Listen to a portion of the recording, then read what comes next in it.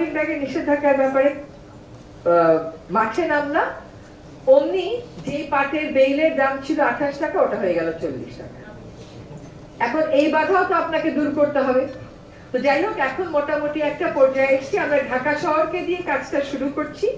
কারণ ঢাকাতে আমরা আমাদের ভুল ত্রুটিগুলো, শক্তিগুলো, সামর্থ্যগুলো বুঝে নিয়ে অন্যান্য জায়গায় করব। কিন্তু আমরা 64 জেলা প্রশাসকের সাথে সভা করেছি জুমে, তাদেরকে নির্দেশ দেওয়া হয়েছে এবং প্রত্যেক জায়গাতেই কিন্তু পলিথিন শপিং ব্যাগের বিরুদ্ধে মার্কেট পর্যায়ে এবং উৎপাদন পর্যায়ে অভিযান চলছে। সোহান এসছে, ও জানে, ওর জায়গায় করছে, আপনারা সবাই যার যার জায়গায় করেন।